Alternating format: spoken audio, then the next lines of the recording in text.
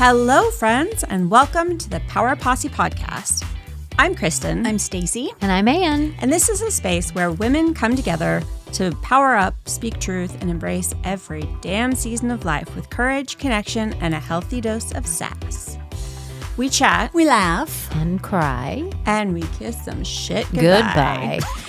And we invite you to do it with us right here with your Power Posse. Every month, we're going to dive into some real conversations with phenomenal women who've had what we lovingly call a spark moment. That defining, catalytic, awakening moment where every single thing shifted. Maybe it came in a whisper, or maybe it knocked the damn door down. This is your safe space. No topic is off limits. No emotion is too big or too small. This is where you own your power and find your posse. Let's get into it.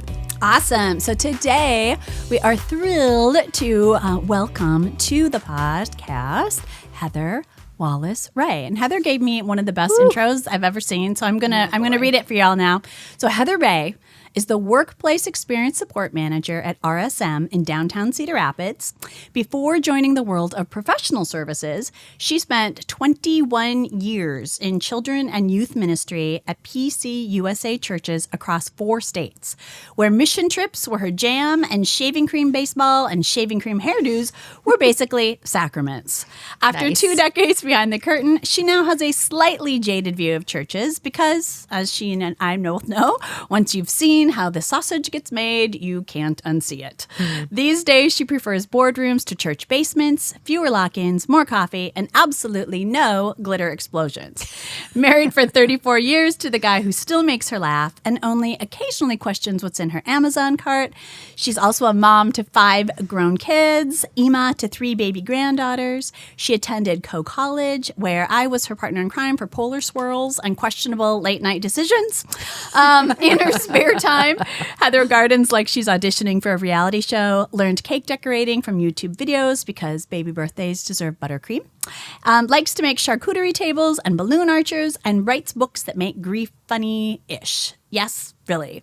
She co-authored The Grief Diaries, Death of a Parent, and penned Faith, Grief, and Pass the Chocolate Pudding, a cautionary tale of what not to do while grieving. Heather's motto, if you can't be an inspiration, at least be a hilarious warning sign. So yay! Yes. Welcome, Heather! Thank you. Yay. Thanks. So we are going to dive in and ask our first very question here. So what was your spark moment?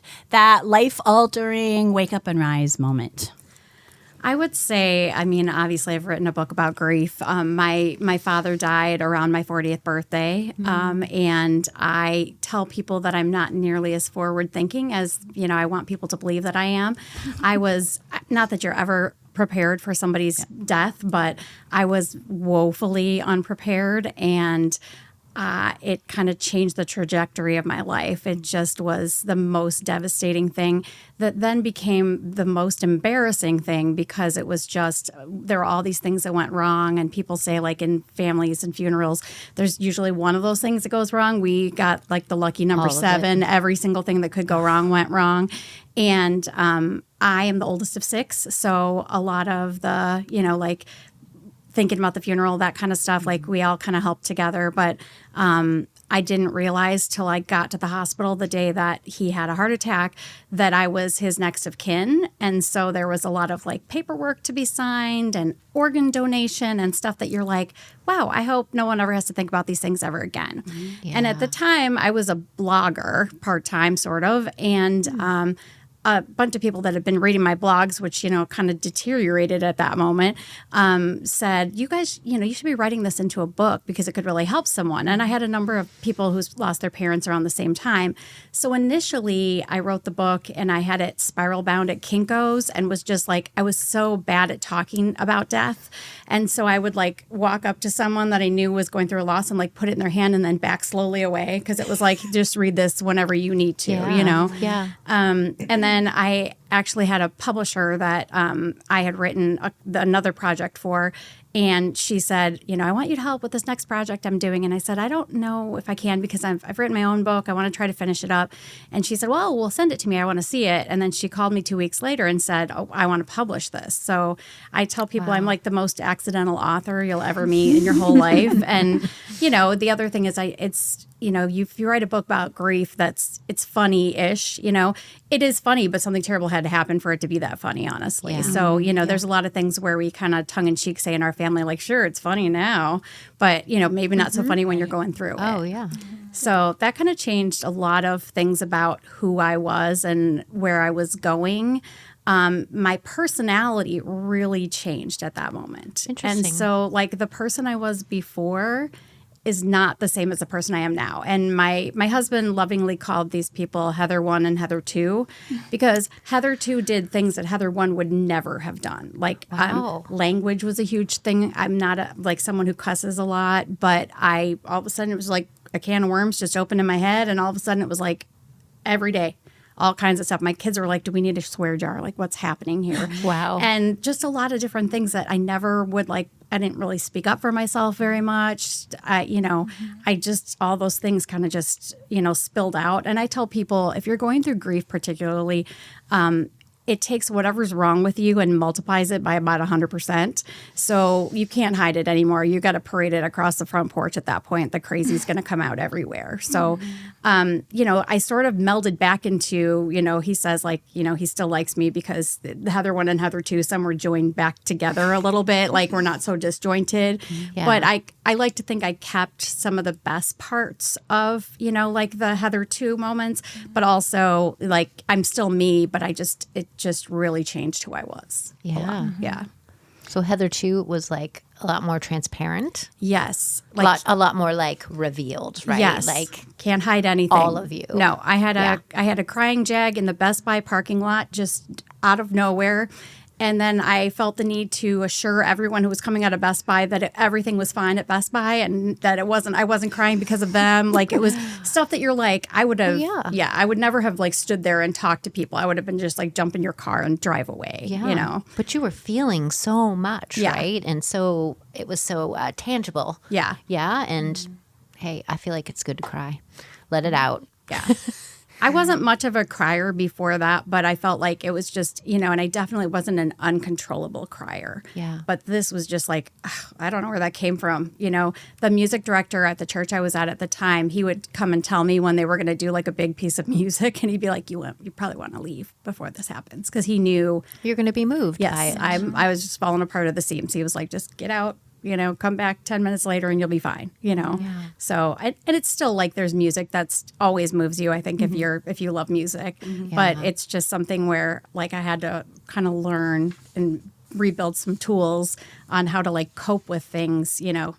I also didn't really know what to expect with grief, and not that anybody does, but I think I got to the point where I would just every day was something where you're okay, I have no idea what's going to happen today, which is, if you have the kind of personality is a little bit controlled, it's very strange to be I don't know what this person's going to do today. This person is me. It's almost like you have no control over what that person is doing. You're kind of walking around, but you feel like you're having an out-of-body experience. Yeah. Mm-hmm.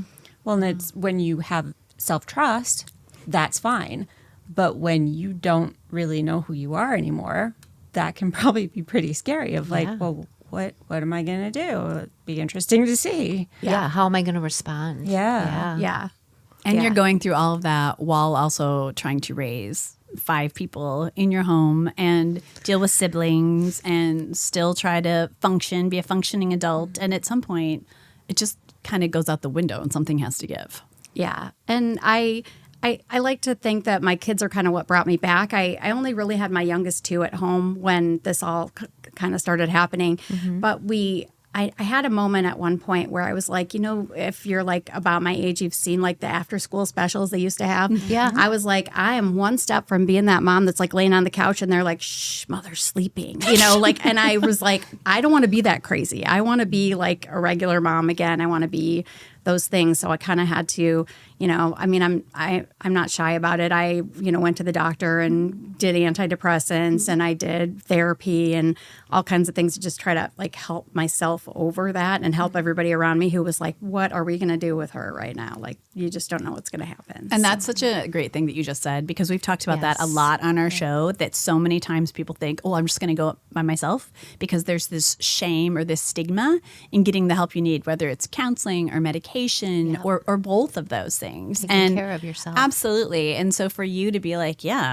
no, that was part of what I did to try to make things better is something I think that we cannot remind people of enough, especially when it comes to grief, because like you said, there's no way to prepare you for that. And when you're in the midst of it, I mean, I would assume you just feel like you're drowning in a lot of ways and you're never going to get out. So, And I just had a lot of things that I think they were very funny to other people, because there were things that like I learned, like I have a list in the book of what not to say to someone who's grieving, because people said things to me that I was like, holy cow, where did that come from? So if you see my kids ever at a funeral, they'll always say, I'm so sorry, I'm so sorry, I'm so sorry. Because I'm like, if you don't know what to say, I'm so sorry. Don't say God gives his hardest battles to his strongest soldiers. My that just gosh. makes my head want to spin, God needed another angel. Yes. Well, like F you don't that. care, right? Exactly. You don't care at that point. Yeah. So, like you have some words to say. If you're a religious person, you have some words to say to God anyway. You're Absolutely. like, I'm not going to do that right now, So it was very difficult to listen to some of the things that people had to say. So I kind of made it into a list. I also have a lot of tables that were in the book. I really like to hand draw like bar graphs and stuff. Oh, cool. And I wanted to leave them in the way they were. And my publisher was like, you have to that has to be computerized. It has to be, because I think it showed you how crazy I really was. Well, yeah, the hand drawn. Yeah. I mean, I love stuff like that. Yeah. It was very much like real. it's scribbled in. And a lot of them were like timetables. Like, this is where I thought I would be with grief. This is where I am actually. Like, what do I do now? Yes. Or like I had one that was like how, things that made me cry during grief. And they're just like hilarious things. You're just like, like someone said something about a unicorn. And I'm like, what? why? I don't know. Someone pushed the button in an elevator at one point, and like the music like came on. And I was I was going up in this building, and I was with like 5 or 6 different people that I didn't know.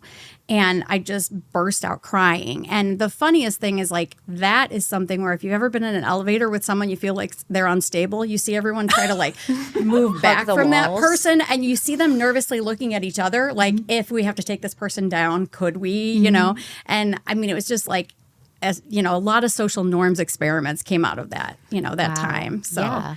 Well, and then if people read that, I mean, you're putting that down, and then they're like, oh my gosh, I'm not the only one. Like, I'm experiencing this too. I'm feeling this too. And that's so wonderful to help people in their journey through grief and feeling all those things and feeling like you said, shame or what's wrong with me, that kind of stuff. And instead you're like, oh, nothing. I am going through grief. And we all face it at some point, some more than others, and have to, this is how it happens. Right. Yeah. And also for someone who is supporting someone who is going through grief. Yes. My ex-husband now, but when we were still married, his mom died, and I didn't know how to help him. I didn't know what to do, and I wanted to be there and support him, but I had no idea how to do it. So something like that would have been really helpful for me, to address it. And of course, I had my own grief of it, but that was beside what I was trying to do to help him. Yeah. So, yeah. And being that support person is really important too. And I mean, my husband, obviously you've known him for a long time, but he's really funny. But there were just times where I had like a 2-week stint where I think I got out of my pink sweatpants like once.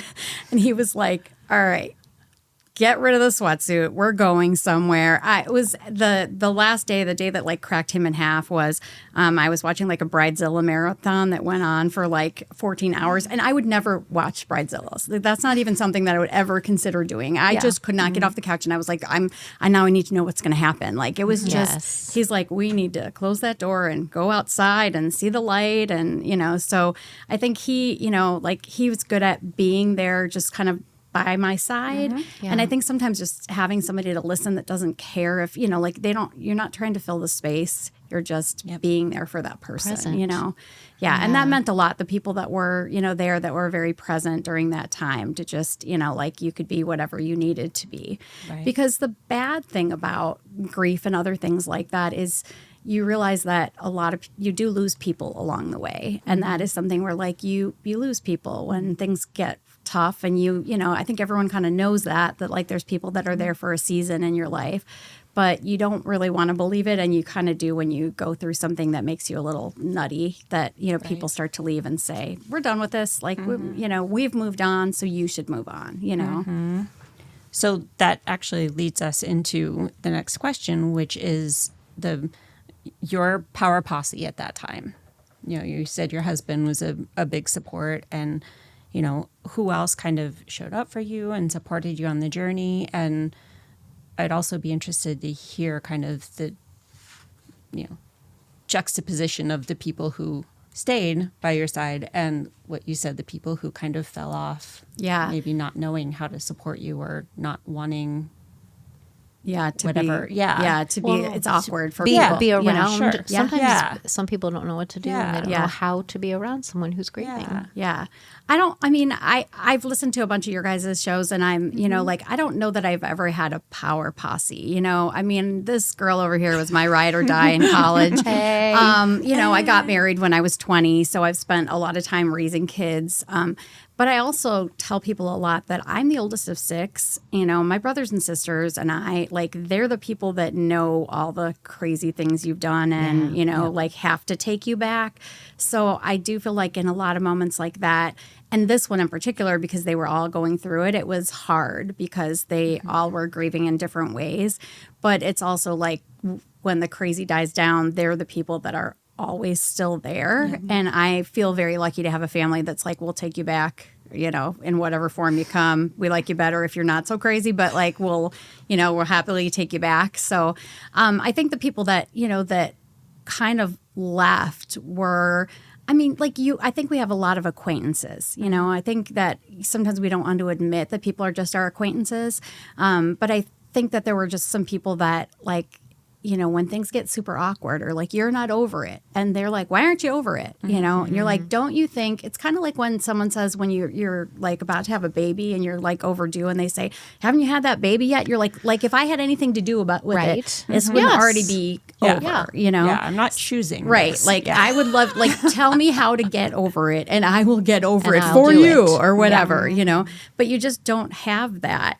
I also was pretty non-forward thinking about how I thought grief was going to go, when I started. And I think you just don't know what those feelings are that you're going to feel. And I make a lot of jokes about it being something where I kind of thought it was like when you get the flu and you have it for a week or two, and then then there's a day you just feel better, you're just, I'm gonna heal and I'm gonna feel better. And it was such a long period of time that I was like, this is where we are. This isn't gonna. There's nothing you can do. There's nothing you can change. You have to just figure out how to get through it and to the other side of it. So. Well, and you said that too. I've heard in situations where I know people who have lost people and it's been years and it still affects them. There was a situation where someone's child was killed over Memorial Day weekend. And to this day, they do not travel on Memorial Day weekend. And I've literally heard people in their own family say, oh my gosh, that's so stupid that they won't come. Just get over it. And it's first of all, shut the hell up. And second of all, it's you don't get to determine how someone grieves or how long they grieve. Yeah. And I'm sure you would probably agree, and correct me if I'm wrong, that it can come in waves. You can think you're perfectly fine. Yeah. And then a scent or a sound or a memory or a song, or you're like, oh my gosh, there's a penny, or, you hear all these things with people and it takes you right back into that, and it can lessen, but it doesn't ever go away. Right, it's always there. Yeah. You learn to rewire around it, basically. It's your brain has to figure out, okay, I can't go straight anymore. I have to rewire around whatever this thing was because it's a fork in the road and, I can't just go through it. I have to actually figure out a way to get through day by day. And, it is sometimes a very day by day type situation. Minute by minute. Yeah. But I also think that there's, it is a years long thing for some people, you know. I'm obviously, I think everyone's really glad that they don't, you know, I don't want to lose my children while I'm still alive. I've told them all, like, please make good decisions because I'm going to go first. Like, that is not something I want to deal with. I do know people that from grief groups, like that is something that you never get over. The pain, the anger, all that stuff is like stuff that stays with you much, much longer. At least with your parents, you feel like you know that that's happening to people. It seems like the circle of life a little bit for you. So it's in some ways a little bit easier. But I think it's just difficult sometimes to realize that, you know, it's years that it affects you, and you might seem like you're better, but it's still there somewhere. You know, it's always kind of there for you. It's kind of what you figured out. I think a few months after my dad died, and maybe it had to be maybe 6 or 8 months, my youngest son, he said, let's go to a movie. You know, he loves Greek mythology. So we were like, we're going to go see Clash of the Titans, Mom. It'll be great. And we hadn't gone to like any movies in a while because I was like, I don't know if I can cope with a movie. Yeah. And there were these 2 kids that were like teenagers that were making out right next to us on this side. And Clash of the Titans 2, his dad dies. So at that point, I just completely lost it and was like, like, you know, when you have the baby sighs while you're crying, you know, and these 2 people, these 2 kids were like, are you okay? Like they stopped. They're like, you know, and then on the way out, he was like, I will read every review from now on. We'll never, like, I'll make sure that I pre-screen things. Like he was only like in junior high, but he was very much like, took that to heart, and it was hard. Yeah, it was hard. You've told us you've shared already so many wonderful encouragements to help people that are going through a grief process. Is there something, just like one thing in particular that's central that you would share that you wish someone had told you before this happened that would have really helped you through? I guess there's kind of 2 things. Is that okay? Yeah, absolutely. Oh, absolutely. The first one is you can have 3 if you want, Heather.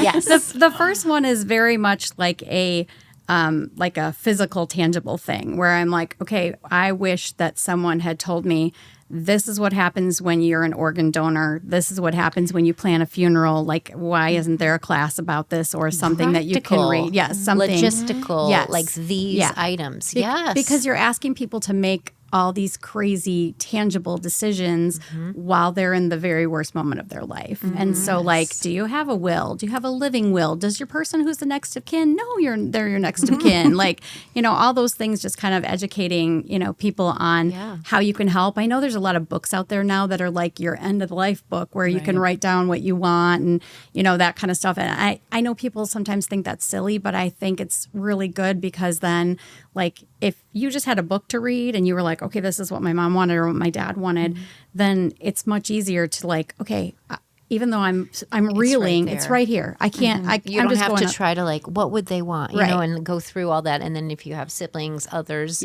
no, I think they'd want this, and that it takes that off of your emotional plate of all that you're dealing with, and you can. It's right here. They wrote this down, what they want. Yeah. I think, I mean, so that's the kind of the tangible thing for me. I think the emotional thing was really that, like, giving yourself grace, which I know is so cliche. People use it for everything, but it is something where it's like, I am so impatient with myself. And that's kind of where a lot of the problems, you know, were like in there deep, where I'm just so like, I'm so controlled and I'm so like a certain way that it just was like, I don't know what to do right now. And that is a scary thing if you're used to being like, I know what's going to happen when I get up in the morning and I go to work. And if you're just unpredictable to yourself at that point, like you said, I think just giving yourself grace and knowing that grace isn't like, okay, I'm going to be nice to myself till next week. Like, it's like, this is something where like, it could be 5 years from now. And I'm still thinking about this and I'm still processing it. And that's okay.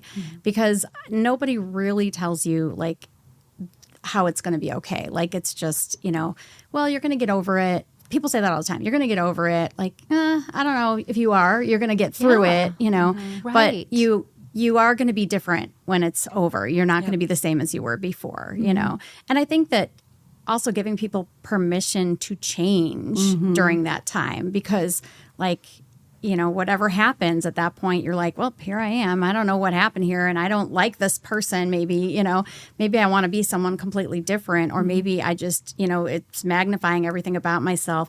So, you know, I think also telling people around you, like I would normally tell people like, I'm just not myself. Like I'm trying really hard, but I just can't, you know, I think being honest with the people around you too, that, you know, maybe don't see you daily, but, you know, just knowing, I mean, like our music director at the church was a great example where I was like, I can't handle it.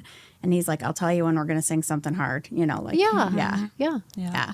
So compassionate. Yeah. And having compassion for yourself. I think that is so important. Yes. It's, I've heard people say like radical acceptance and, you know, just like this full on 100%, this is, you know, I'm going to change. I'm going to be going through this. And that is something that I just need to accept about myself. And that way I can work toward moving through it. Right. Because if you're fighting it, that's where, you know, you're going to be fighting inside yourself this whole time. Yeah. And that's makes it even more difficult for you because then you've got that on top of everything else. Yeah. And you're fighting yourself. Yeah. And like that's supposed to be the one person that you can count on, right? Like that's the person who you're supposed to be able to hopefully know who you are. And when you don't know who you are anymore and those two are like this, I mean, that's scary as heck for one thing. But then it's also like, I don't know what to do. Like, who am I? What do I do? How do I get up? How do I do this? Like all of those things that you knew, that security blanket, for lack of a better word, is gone. And you are now in a new norm that is not always the best norm to be in. Right. Yeah. Like, if you can't count on yourself, who can you count on? Absolutely. Like that's, you know, and so you are at that point reaching out to people that you think you can count on to be like, can you please just, you know, just stay here and hang out with me? Yeah. Even at my worst moment, can we just get through this? You know? And it's hard too when you find people who you think, you know, like in working at the church, like you and I both know, like the people that you thought a lot of times you could depend on, like when you worked at the church. It's even more of a disappointment when you think it's going to be one thing and these are the certain people I can depend on. And then that is not the case. Yeah. That is not the case at all. Yeah. And they are some of the worst it can sometimes turn out to be. And then that affects you in a lot of ways too, especially if you're a church worker. That affects your faith. Your faith is a lot of times already shaken in the first place when it comes to tragic deaths and things like that. And then to have the group of people who you were working alongside and you're showing up every Sunday and you're supposed to be talking about all these things and they pretty much throw you out to the wind. Like that affects you in a major way too. Yeah. And I'm, you know, like I did church for such a long time. There are some amazing people that are church people and there are some not amazing people that are church people. But I think that's just a cross section of everywhere It's that you people, go, you know. right? Yeah, but it's I people. think that the hardest thing about being at a church or working at a church, going through things like that, is people still expect you to do your job, which is different. And church is a business. And so you have to, just like your corporate job, you have to get up and put your shoes on and do your job. And, you know, when you're working with kids, people want to know like, oh, you're dependable enough for me to leave my children here. You know, I think if some people had known like what was in my head at that time, they would have been like, I don't know, I'm going to leave my kids here, you know? So, I mean, I think it's, you know, it's sort of a mixed bag with church where you find some people that are just amazing. And then and even though everyone knows it's a business who works there, you still feel like you expect more of church people. Like, and that's what's really hard. It's like, I don't know why that is.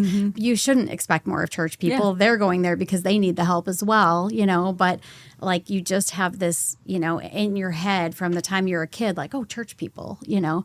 And I, you know, again, we had some great people. I think I had at one point 35 lasagnas on my counter because church people are really good at feeding you when somebody dies. All the food. Yes. Here's this will help. All the like casseroles. shove you the food and then walk away, you know. But that's, I mean, and it is very helpful. It's something that like, but I can remember he was like then in 7th grade, him like yelling up the stairs, it's another lasagna, you know. You can, like, And again, it's that people not knowing, like, I want to Right. help, To but do. I don't Right. know how. Yes. So here, Yeah. Yep. Yeah. that'll help. Yeah. Yeah. Yeah, and it does help. Like, I would never want to discourage someone from bringing food when somebody dies. Like, doing something is always better than doing nothing. Yeah. And that's my piece of wisdom for people that aren't going through it, honestly, is like, you know, it's the people that are like, well, I don't know what to say and I don't know what to do. It's you have people that just don't say anything. Right. Like, maybe if I don't talk about it in front of them, it won't have happened. Yeah, you know, maybe pretend they will have like it forgotten didn't about it. happen. Yeah. They have not forgotten about it. I don't want to bring it up. Yes. I don't want to make them Right. think about it. You're like, Well, they're thinking you know about it what? all They the time. already are. Right. Yes. Right. So you can't really mess up. It's just, you know, being present for those people still, even when, you know, it's awkward for you, because it is going to be awkward, you know. Yeah. But, And that's okay. yeah. Absolutely. Yeah. Interesting. Thank you so much for sharing Yeah, that thank and you. about your book. I was just thinking in your book, you could have had the list of all those kinds of lasagna and rated them. There's actually a recipe for lasagna, I think, in the book. Is there really? Yeah. Oh my gosh, I love Yeah, that. I'm I was pretty sure, hoping. yeah. I was hoping. Yeah. Yeah. So tell me about the two books. So you've got the Yes. grief book, and then So the first one was a project that I was like a co-author on. There were probably like 11 co-authors, but they each wrote like different chapters of the book. And it's the Grief Diaries, Death of a Parent. The Grief Diaries has a whole like series of books. So based on your loss, it has stories from all these people that have gone through that type of loss. So it's very specific.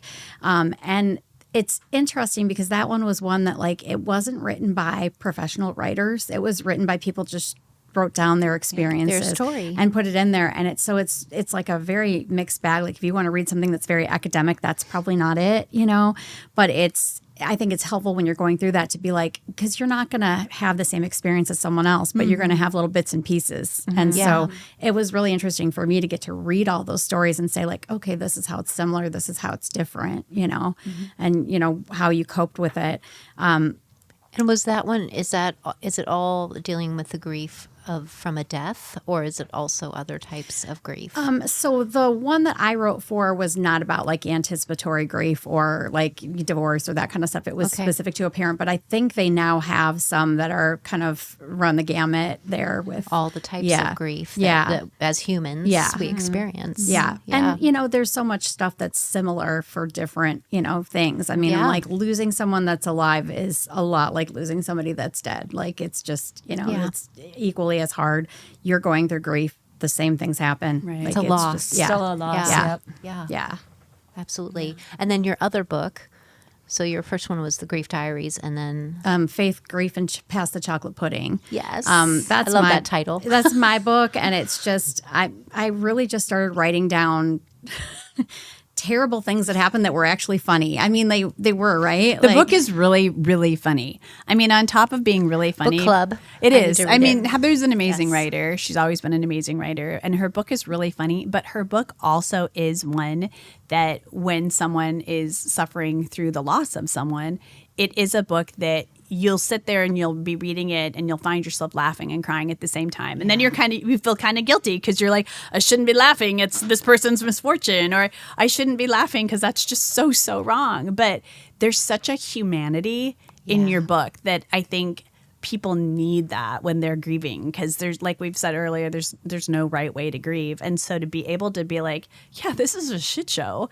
and I'm laughing and I'm crying and I don't know how I'm feeling. This book really, really touches on a lot of that stuff and really, I think, gives you that grace and gives you that permission to say, I don't have all the answers right now. And the fact that I got out of bed or I'm reading this book right now and turning a page, that's all I can do right now, and that's okay. Yeah. And it's interesting to read the book when you're closer to the situation and then come back and read the book again when you're a little bit more removed from it, because it speaks to you in a totally different way, but in an equally good way as well. Yeah. I mean, I would really recommend it to people out there who maybe themselves are struggling with it or are looking to give something to someone and are that person maybe who's like, I don't want to give a lasagna.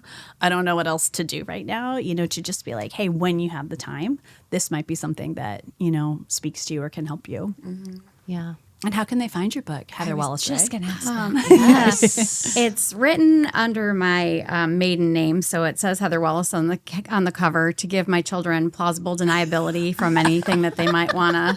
I didn't want that to, attach to them their whole lives. I'd love to write a book that's about something happy and not something that they're like, oh my gosh, that's so embarrassing, Mom. Like when your kids are in their 20s and 30s, like you can just breathe and be embarrassing, but I feel like you've made it extra embarrassing by putting, personal stories out there. So you can find it on Amazon. It's at Barnes & Noble, like basically anywhere you buy books, you can order it. Yeah. Yeah. Love it. Thank you.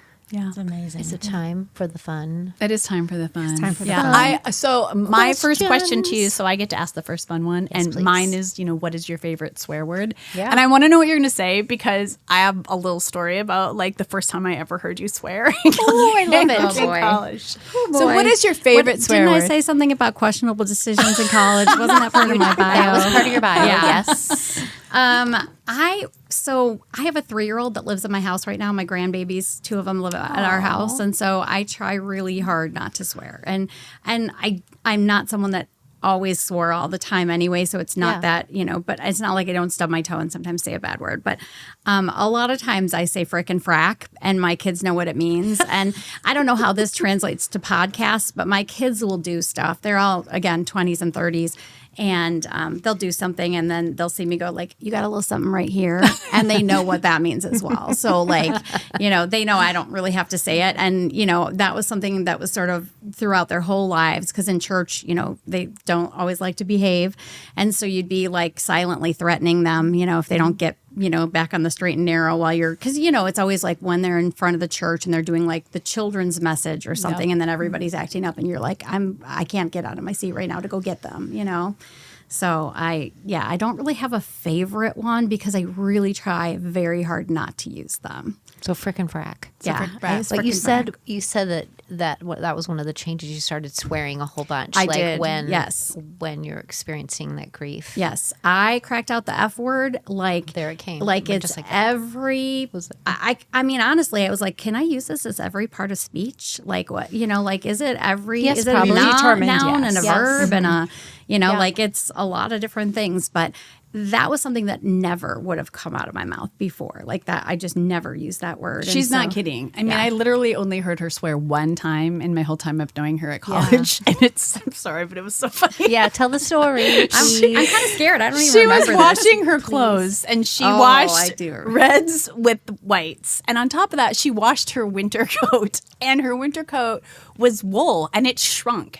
And not only did it shrunk, but that. all of her clothes was now pink. So for the whole year, all she had was pink clothes. And she came upstairs from washing her clothes. And first of all, people had taken her clothes out of the washer and thrown it on top of the washer. So she was not happy about because that. they're like, I need the washer. And it's Exactly. like, But she comes up and everything is pink. And she holds up a toddler-sized coat. And she said, what the holy fuck? And it was the only time I've you put holy. I know. I was like, So is it's like- that your coat? She's like, how am I supposed to wear this? I can't even get my arm in this coat. And she made it work. Like she wore this winter coat. I would see her. It would be freezing on the Coe College campus. There was this area. We call it like the wind tunnel area. And she'd be like, holding it close as tight as she could with this giant. You'd be surprised what you can do if you just keep stretching like the arms and stuff, even if a wool coat. I'm gonna make it longer. But, you were gonna do trendy it. before the I was gonna cropped say, trendiness. You were like ahead of your game. This is just a cautionary tale for people to teach their children how to do laundry before they go to college. That's all it is. It's just, but people that whole year would say like, "Oh my gosh, I love your sweatshirt. It's like you kind of like tie dyed, like pink, you know." Yeah. And where'd you get it? And I'd be like, "Oh." I did it myself. Accidental art. Right there. Yes. All right, next question. What brings you peace, hope, or joy on days when the world is just feeling heavy? I got to go with my husband and my kids and my siblings. I feel like that's just they're always my people. And people. I love having grandchildren, which I don't know. I guess you just don't know before you have them. Like, I'm like, it's just so fun, and you're kind of getting to see it through a different, it's not the same as raising your kids. So just the funny things that they say, all of them, honestly, my kids and my grandkids. My kids are just hilarious. When you put them all together at a table, it's just like, they are all very funny people. So I feel like I don't know that they learned that from me or from Dave, but I do feel like they are like, they just are like laugh a minute when they get together. And it is something where it's like they're constantly trying to make you laugh. And so my grandmother used to say, you either laugh or you cry. And I think that's kind of, my overriding thing is always like, I'm happy to be someone's cautionary tale because I'd rather have you laughing than crying. Like, if you can laugh about something, then at least it's a little bit, you got to deal with it. So you might as well laugh. Yep, absolutely. Oh, I love that so much. And then our last of the fun questions. What is your battle cry? A fierce phrase that gets you powered up. Like, what is that? So I was kind of like listening to what other people said to that. And I'm like, and so some people had what I would really consider like a battle cry. I have more like I'm very into movies and musicals, and that's sort of my thing. And so I have two.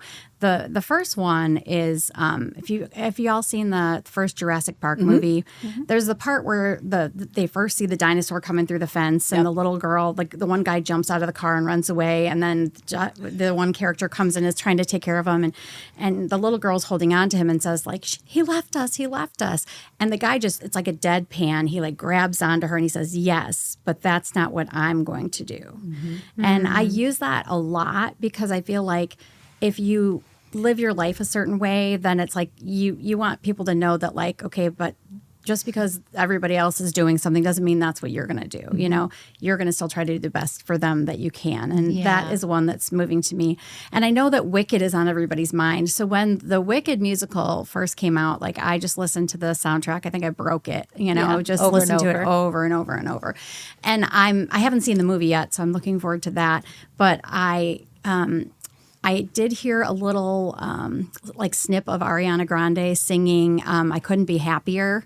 And that's one that I just go back to. And I think that if you're young, really young, and you're watching the movie, you're like, oh, I couldn't be happier. But it's such a moving song. And she says, there are bridges you crossed you didn't know that you crossed until you crossed. And that just always is something that I'm like, you think about it and you're like, you're right. Like there's people that I lost. There's people that, things that I didn't know. This was the last time I was going to do this, or this was the bridge I was going to cross at this point. And so for me, like that song, I'm anxious to see how they do it in the movie. Part 2. Yes. Of Wicked. Yeah. Because I think that they did a pretty good job with the first one, but it's different than the Broadway musical. Right. But it's very like when you first hear like Kristin Chenoweth singing it, it's very like that she's singing it and it's kind of a sad song. It's not really like she's saying I couldn't be happier, but that's not really what the underlying thing is. Like she's trying to even convince herself that she's happy. Yeah. So I love that. Yeah, definitely. Wow. I'm like, wow, our time is like literally just flown by with it. So thank you. Thank you for having me. Thank you for coming on. Yeah, and so like, much. I don't get to see Heather as much as I wish I could see Heather, because Heather like has grandchildren and a crazy life, and she's always running around in 50 different directions. So when I get to see her, like even if it's a snippet, I'll take it. So thank you, Hez. Thanks. Thank you for coming on. Thank you for sharing your heart. Thank you for sharing your story. Yes. Thank you for talking to people about something that's really important, especially with the upcoming holidays and a lot of people experiencing grief in a bunch of different ways. And like I said, check out Heather's books for sure. And thank you again. You are a true inspiration to us. Yes. And so to our listeners, we just want to remind you, please always own your power. Find your posse. And if you don't have one yet, remember, we got you. That's right. And don't forget to subscribe and share this with your own posse or anyone else. And check out the show notes for resources, links, and other ways to connect. Be sure to leave us a rating or review on Apple, Spotify, or wherever else you might be listening, because it helps more badass women find us. Yes. This episode was produced by Logan Schultz and Upload Media Group. Thank you, Logan. Thank you. You can learn more about them at uploadmediagroup.com. And to our listeners, always, remember to keep your sparkle, and we can't wait to be with you next time on the Power Posse Podcast.